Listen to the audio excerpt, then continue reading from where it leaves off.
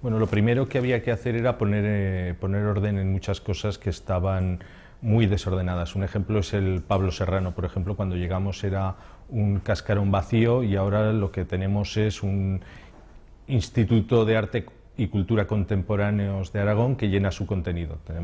Hemos puesto la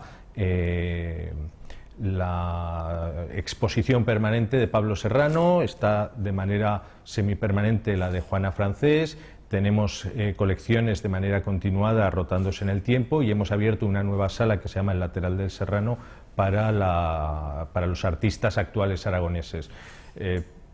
Ha sido un trabajo muy complicado, pero muy satisfactorio al mismo tiempo.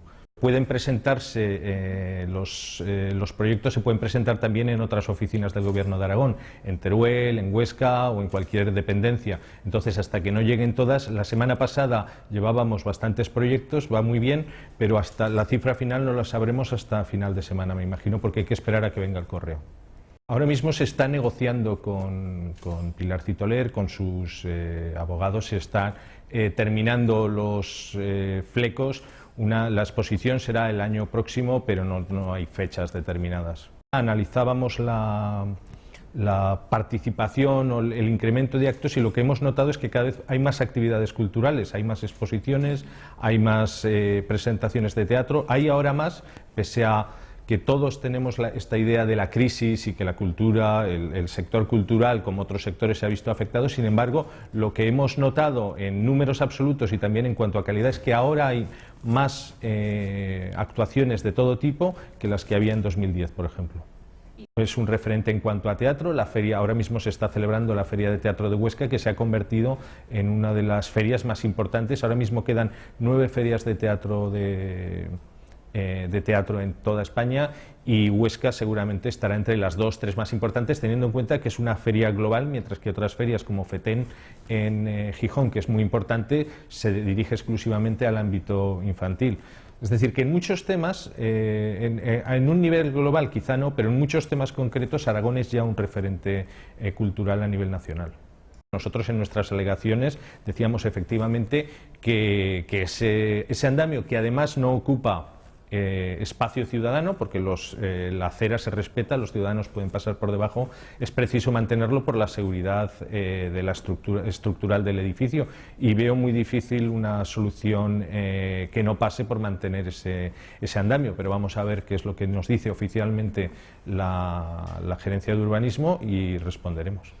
La ley de mecenazgo estamos esperando a que salga la ley nacional, porque la ley nacional nos tiene que dar una indicación.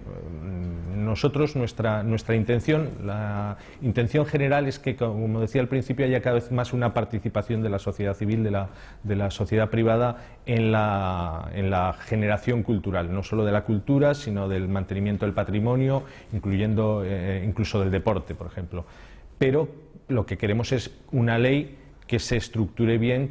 No estamos todavía en el proceso de elaboración, ahora mismo está elaborándose en Hacienda lo que será el borrador y todavía no tenemos cifras. Yo creo que hasta finales de mes no las espero. Afortunadamente, con el esfuerzo de todos, con esas subidas de impuestos, hemos sido capaces de demostrar a los mercados financieros que España tiene un gobierno sólido, que España tiene una solidez financiera de la que los mercados en ese momento dudaban, y hemos conseguido, la tasa de riesgo ahora mismo ha bajado 150 puntos. Yo estoy convencido, y creo que lo ha anunciado el Gobierno central, que en el momento en el que sea posible se bajarán los impuestos y es lo que todos estamos esperando. Yo creo que ahí hay un cierto error de principio. Lo que ha hecho el Departamento de Política Territorial, en mi opinión, de manera muy acertada, hay que hacer una regulación de los espectáculos públicos, porque es una cuestión muy sensible en la que hay que conectar muy diversos intereses. Hay que tener en cuenta la regulación del menor, la ley del menor, y hay al mismo tiempo que respetar el derecho de todos los ciudadanos a su ocio y a su entretenimiento cultural, festivo, de todo tipo. La ley de lenguas se realizó en total acuerdo con el Estatuto de Autonomía de Aragón, que es una ley que tiene rango de orgánica, que fue aprobada por el